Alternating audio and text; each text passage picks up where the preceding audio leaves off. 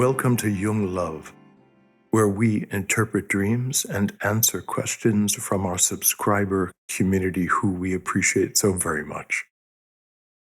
Here's the question today. What do you do with shadow material? And for context, they write, is it enough to just become aware of your shadows?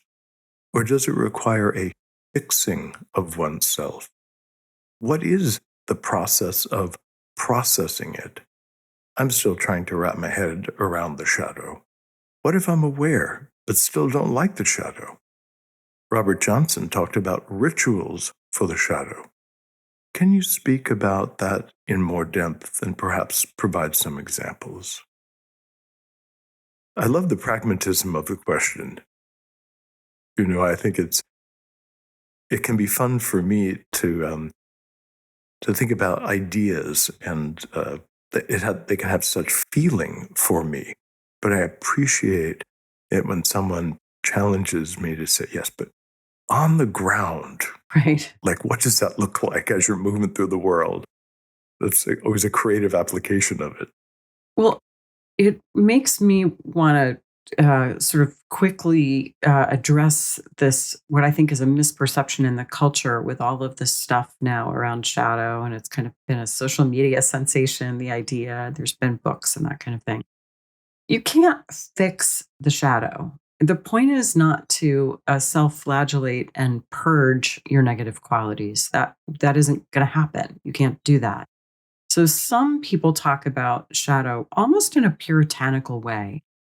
There's a long religious history of examining ourselves for moral failings and then trying to rid ourselves, extirpate those qualities by, I don't know, wearing a hair shirt or flagellating ourselves or starving ourselves, whatever the modern equivalent of any of that might be. That's not what Jung was talking about.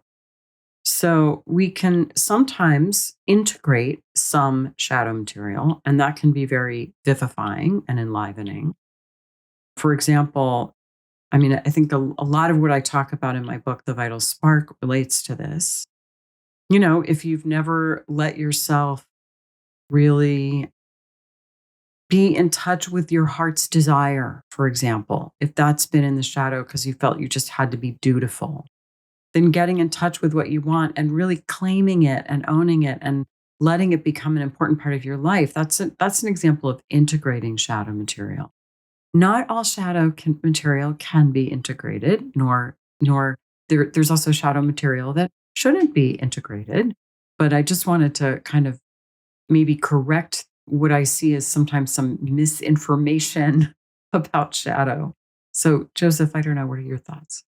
So I think that we first encounter shadow with very specific images. For instance, you have somebody in your church community and maybe they're really gossipy. I'm just going to make up a story. Yeah. And you just kind of catch them near the coffee and they're telling stories about somebody or other all the time. And every time you hear that behavior, it just makes you bristle and you just really get annoyed and you want to go over there and give that person a piece of your mind and tell them how, inappropriate it is. So the first thing about shadow is that it represents some part of our own personality that we have been taught not to express and to put away in some fashion. That can happen unconsciously so that we don't really know that it's been pushed away. Or if we're a bit older, we've really been scolded quite specifically for a behavior that our family or our culture tells us is unacceptable. So the thing that we see in the other person, which is unacceptable, is really the narrative that we use inside ourselves to scold ourselves and keep ourselves away from it. Mm. So the first question always is, okay, she's gossiping. I want to go over there and yell at her. I yell at myself, I suppose, every time I have an issue around gossiping. In and of itself, that's not adequate because we don't know if it actually is the gossiping that's bothering you, that shadow is very, very subtle. If we really look at the situation that's, plucked our nerve, it could be that she's telling the story about someone who's not there. It could be just that she's an extrovert. She's holding forth at the coffee pot, and there's four other people laughing around her, and you're an introvert, and you would never do something like that. You would never hold forth. So maybe the shadow element is actually being entertaining, being out front, being extroverted. Maybe the person is very theatrical in their presentation, and you were raised in a home with scientists, and they just wanted the facts and none of that colorful, expressive stuff. So the real thing in your shadow is just how animated she is, how mellifluous her voice is, how her hands are kind of moving around. She's telling the story. Maybe she's talking over at the coffee pot, but the minister is trying to get everybody's attention across the room. The real issue is you're supposed to actually pay attention to the minister. So the real crime there is that she's being naughty for talking in class, and you were taught strictly not to talk in class. I unpack all those different things because that same moment, that film clip, so to speak, that you're taking in your mind has many different valences of events that are going on, any of which might pluck something in your shadow that you've been told is naughty and bad. The next step, of course, is to then think more psychologically about the behavior that you're observing so that you could identify the underlying energy that's being expressed in the behavior, which then could be applied in some other circumstance in a way that you would find acceptable. Maybe you wouldn't apply that vivacious storytelling while the minister is trying to get your attention, but maybe you could give yourself permission to be a vivacious storyteller when you're reading a book to your grandchildren. Mhm. Really pull all out the stops, bring out the voices, bring out some hats. That could feel very transgressive to you if being theatrical and playful is something that you were scolded for. So we have to be a little bit more broad in what are the many things that could be bugging me about this moment. Drill down into the deeper energy of that and imagine, are there other ways or other environments where actually I would find that perfectly fine? You know, the other thing that I want to say about shadow and what to do with shadow is that, Joseph, that explanation of how we might find shadow enlivening and enlarging, it was very thorough.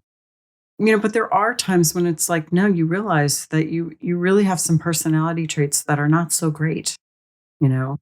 Maybe you become aware that you really tend to be envious. You envy people a lot.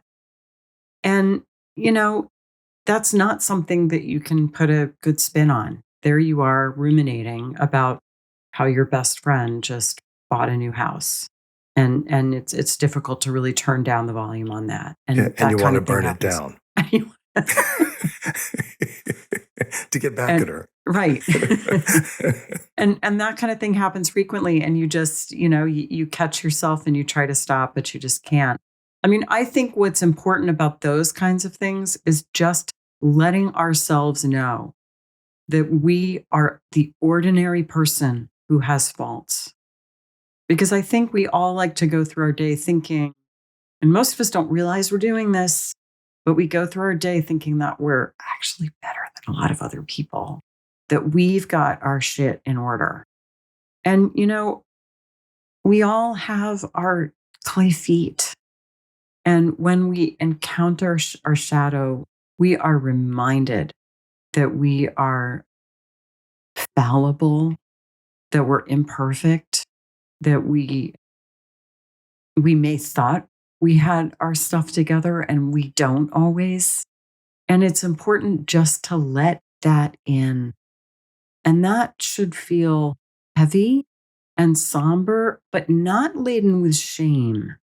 I think that's the difference. We can use those moments to shame ourselves and then we get caught in a shame spiral. But there's a way that being in a shame spiral is very solipsistic. It's all about me, me, me, me.